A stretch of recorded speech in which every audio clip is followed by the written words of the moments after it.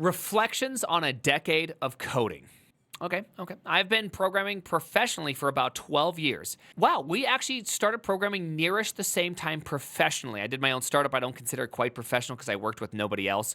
But in the workforce, I'm sitting at right around 12 years or 13 years in workforce time. With startup time, I'm about 15. So that would put us nearish the same time, given the difference here. Here are some things I've worked with on the last 2 years. In a small team, averaging 3 people, I think, in a little under a year, we built a squeal query planner that passed the greater than 6 million tests in the squeal logic test suite. Nice. I figured out how to decorrelate arbitrary squeal subqueries. I wasn't the first person to figure this out, but I got there independently. Nice. I demonstrated a mode of consistency failure in various popular streaming systems that I believe was not widely understood at the time. I wrote a text editor, really, that I use for coding and writing every day. It took me on the order of 100 hours of work. Interesting. Why not just... I know it's for fun. It's funsy, but why not just use NeoVim with Zen mode? Low latency text editor, not intended to be useful for anyone but me. It's in Zig. Nice job. That's cool. For funsies, it's fine. Funsies, you do funsies. Funsies, I don't care.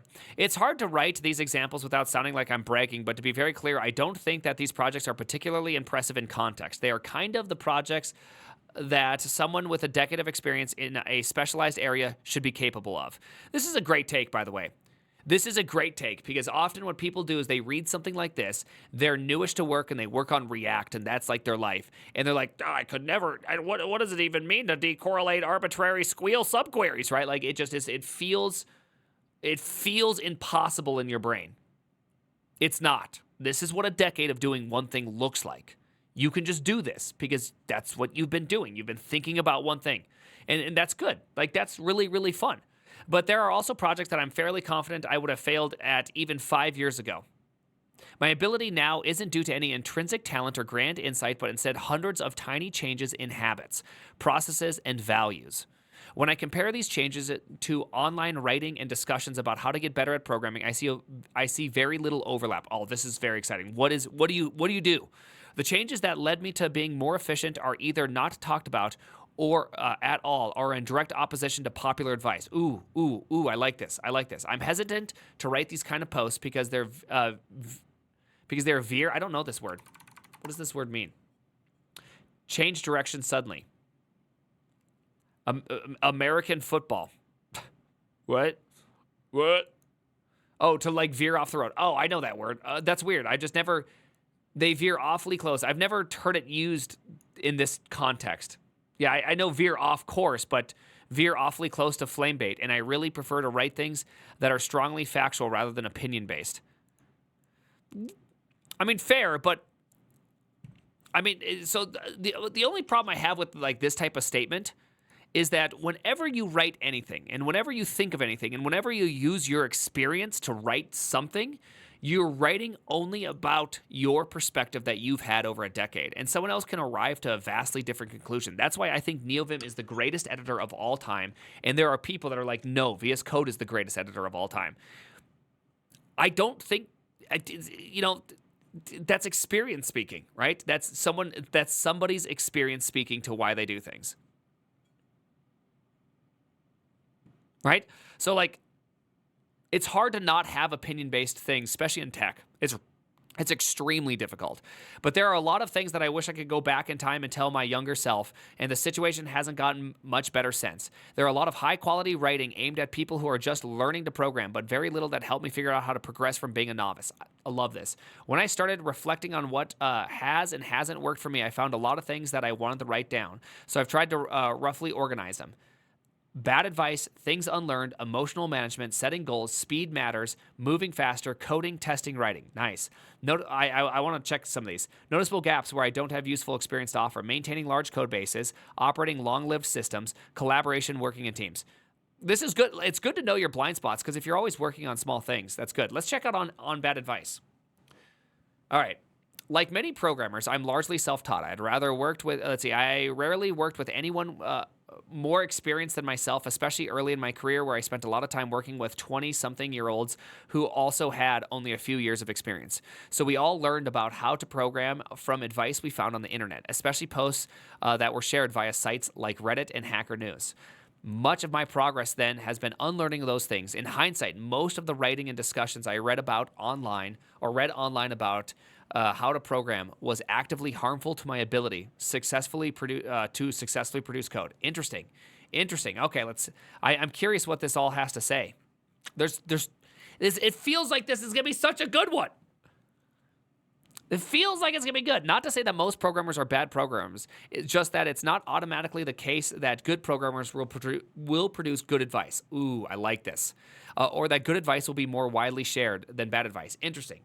The paradox of choice is widely told folktale about a single experiment in which putting more kinds of jam on a supermarket display resulted in less purchases. The given explanation is that choice is stressful, and so some people facing too many possible jams will just bounce out entirely and go home without jam.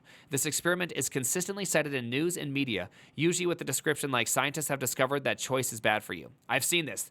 They call it decision fatigue is like another reason you'll hear about people who will only wear certain clothing. I actually do this. Real talk, I have a drawer with shirts and pants in it, and that's it. I grab the top ones every day, and I put them on. Today, I'm wearing a long sleeve, uncolored standard shirt. Like, that's it. I don't make any decisions about what I wear. And I'm wearing 2-day-old pants, which is probably not good. They're a little dirty. Anyways. But if you go to a large supermarket, you'll see approximately 12 million varieties of jam. Have we not learned from the jam experiment? Jim Manzi relates in Uncontrolled. First, note that all of the inference is built on the purchases of a grand total of 35 jars of jam. Second, note that if the results of the jam experiment were valid and applicable with the kind of generality required to be relevant on the basis for economic and social policy, it would imply that many stores could eliminate 75% of their products and cause sales to increase by 900%. That would be fairly outstanding. Astounding result. And indicate that there may be a problem with the measurement. Yes, that sounds way too fantastical. Every store, this one trick to increase 900% sales.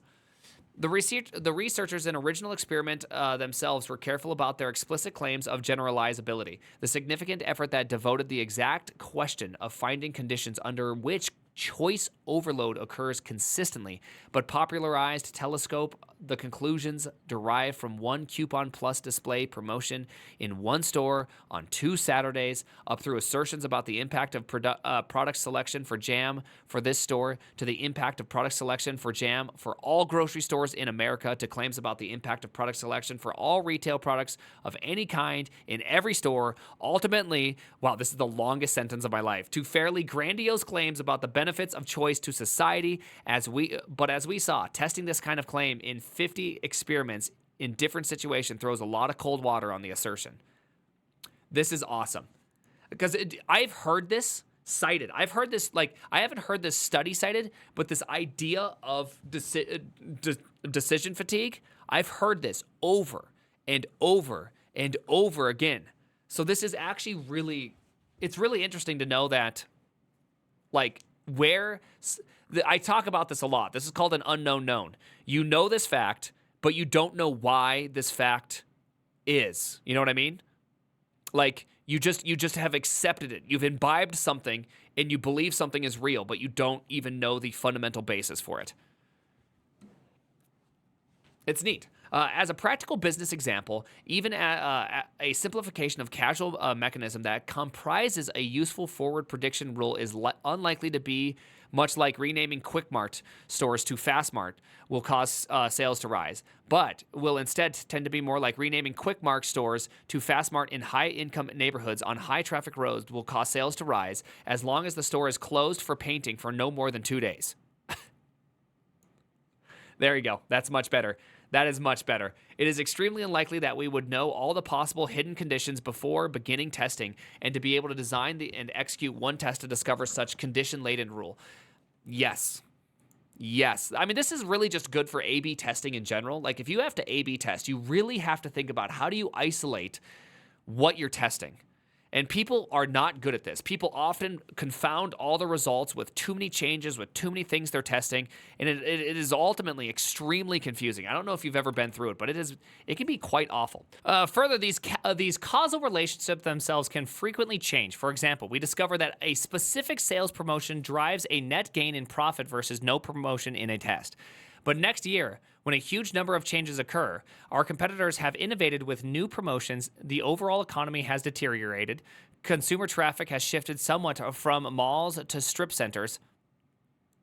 malls, and so on. This rule no longer holds true. To extend the prior metaphor, we are finding our way through the dark room by bumping our shins into furniture, while unobserved gremlins keep moving the furniture around on us. I used to play a game where we used to blindfold one person, and then we'd spin them in circles and shift all the furniture in the room, and then you'd get points by punching them without them touching you.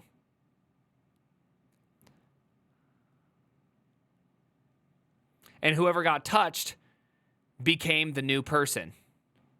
And then I met somebody who used to play something they'd call Buckethead, where they'd give somebody a wiffle ball bat and a bucket,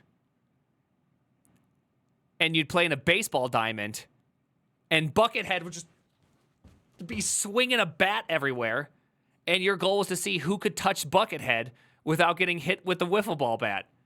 I feel like I would have loved that game. Sounds like a great time. By the way, TJ's coming over. TJ, you want to play Buckethead with me? I think we could have a great time, TJ. That explains the brain damage.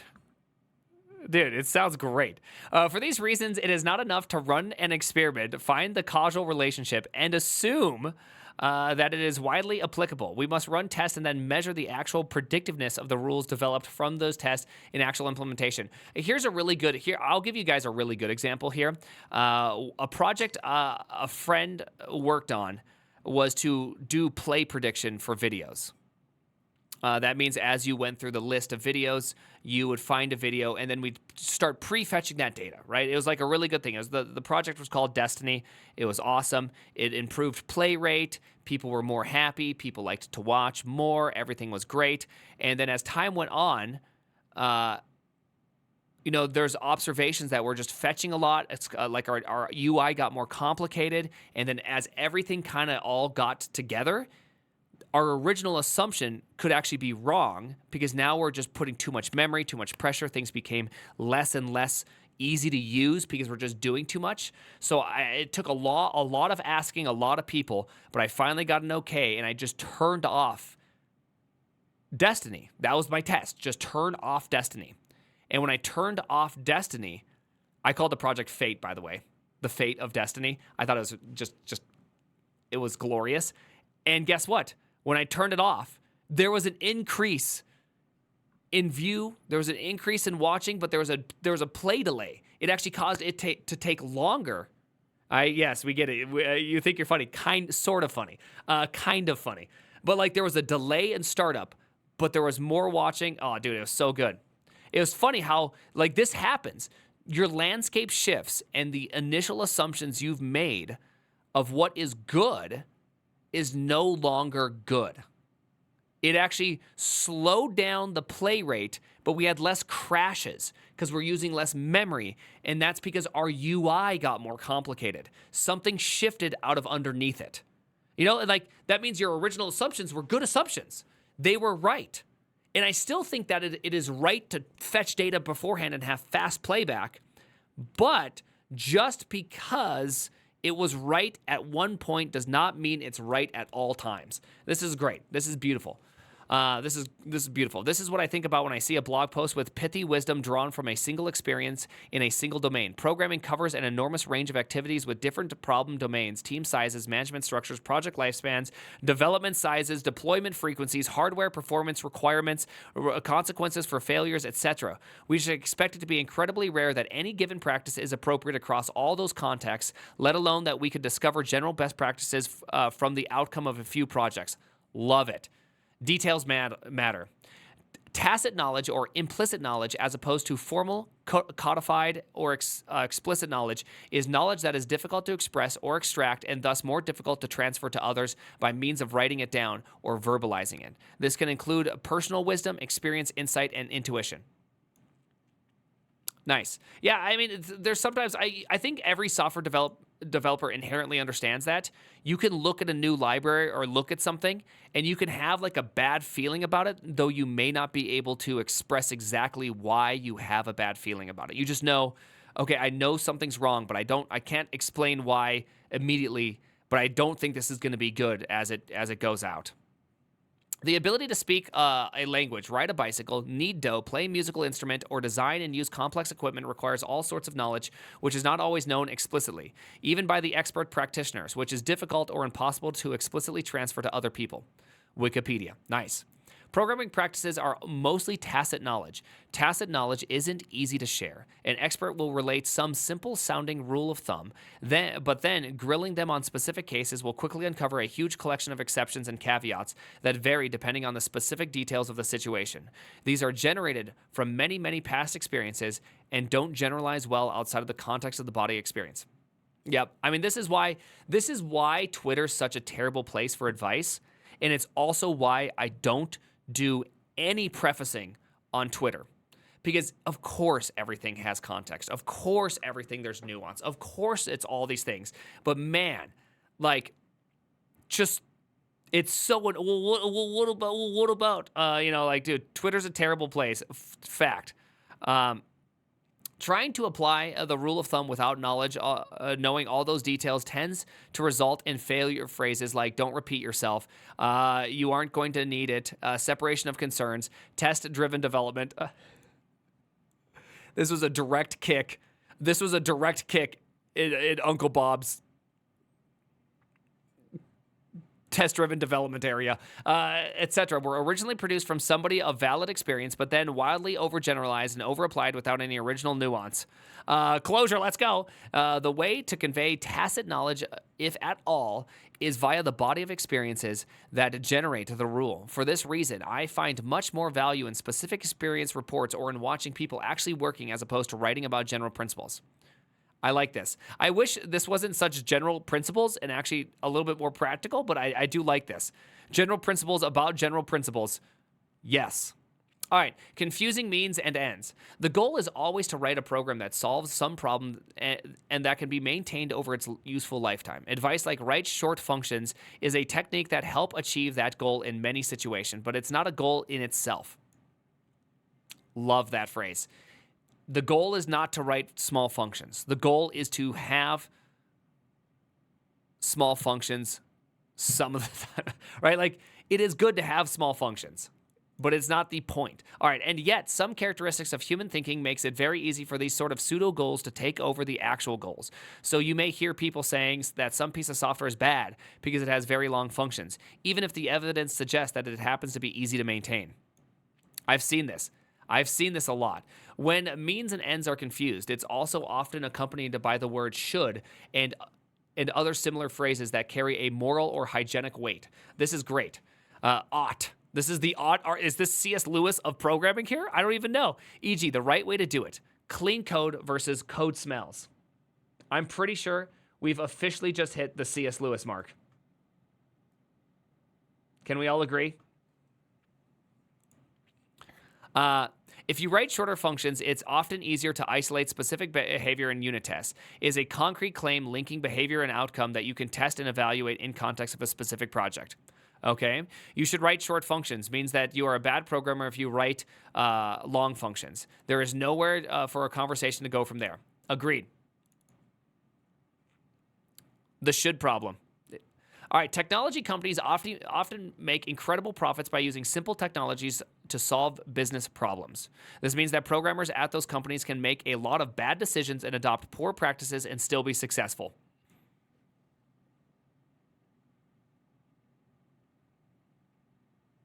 Facts. If money falls out of the sky, whatever you do, there isn't much gradient to help discover better practices.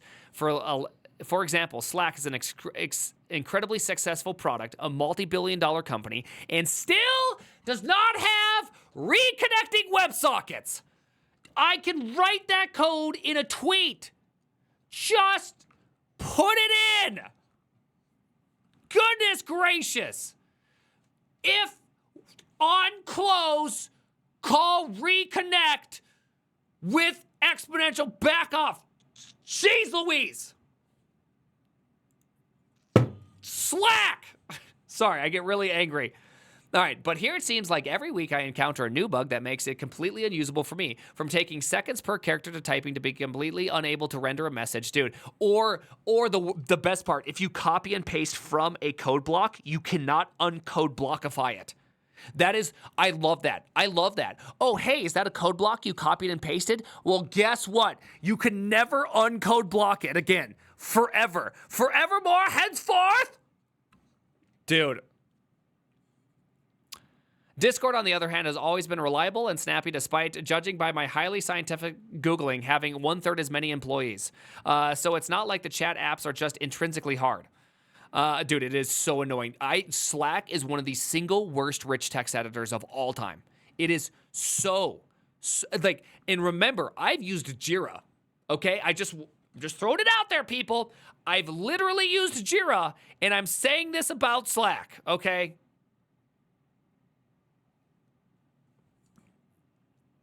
Gosh, I hate Slack.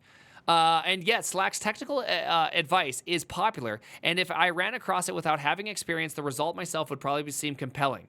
The wrong gradient. Jira's pretty bad, though. Jira sucks, but have you used Slack? Jira's not bad. You are clearly a Scrum Master. Social sites like Reddit, Hacker News, Twitter, etc.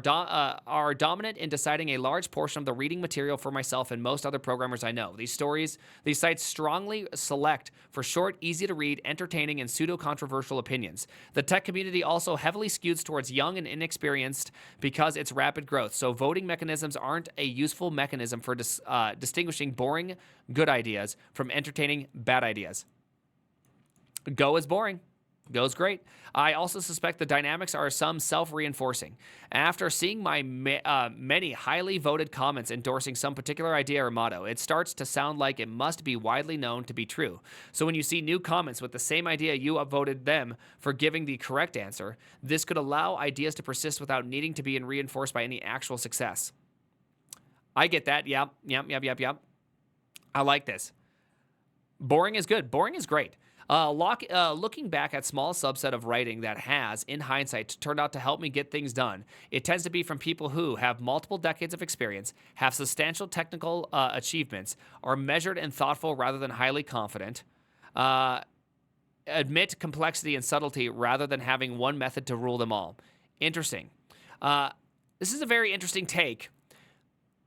I always have, so just something to think about is that you can be told a piece of advice and you can't hear it, right? Like you just don't have the ears to hear. You don't have the ability to really grasp it. One of the problems about any really thoughtful piece of advice is that you also have to be in a position of experience to hear it. And I find that to be one of the most difficult parts. Like when I was younger, things you told me I couldn't hear. I feel like I personally feel like I have to fail my way to success. It's why I learn, like you watched me program OCaml earlier. The reason why I'm not doing OCaml in the way that like reading every last way to do everything is that for me, I have to do it wrong. I have to write functions that already exist in the standard. I have to do all this kind of stuff because I need to kind of get it. And then it's like, it feels easy to correct things as I go, as opposed to doing it right the first try. I've always been a learn by failure, not a learn by doing things right the first try. Judo, Plato's Cave. There's definitely a bit of Plato's Cave in here. There's something about it that it's like I have to progressively be exposed to. I don't know. Only by doing what is wrong can you appreciate what is right. Sometimes, right? A fool. So that's like the biblical definition of a fool versus a wise person versus the permanent fool, right? A wise person can hear good advice and learn from hearing good advice. Like that should be all of our goal. A fool to wise person is someone who does something wrong and corrects it. That's good. A fool is just somebody who does not learn from doing something wrong, right? I mean, your ultimate goal should be to learn from hearing the right thing, if we can. For example, subject on how to organize code into functions. Contrast Martin Fowler. I like Martin Fowler. I have his book right there. I can see it, Refactoring. If you have to spend effort into looking at a fragment of code to figure out what it's doing, then you should extract it into a function and name the function after what. Any function that has more than a half dozen lines of code starts to smell to me. Versus John Carmack. I'm not going to have any I'm not going to issue any mandates, but I want everyone to seriously consider some of these issues. If a function is only called from a single place, consider inlining it. If a function is called from multiple places, see if it is possible to arrange for the work to be done in a single place, perhaps with flags, and inline that. This is great advice, by the way. If there are multiple versions of a function, consider making a single function with more possible with more possibly defaulted parameters. If the work is close to purely functional with few references to global state, try to make it completely functional. Try to use const on both parameters and functions when the function really must be used in multiple places. Minimize control flow complexity and area under ifs, favoring consistent execution paths and times over optimally avoiding unnecessary work. To make things more complicated, the do always then inhibit and ignore or ignore strategy, while a very good idea for highly reliable systems, is less appropriate in power and thermal constrained environments like mobile. John Carmack is really good, by the way. Right? John Carmack is really, really good.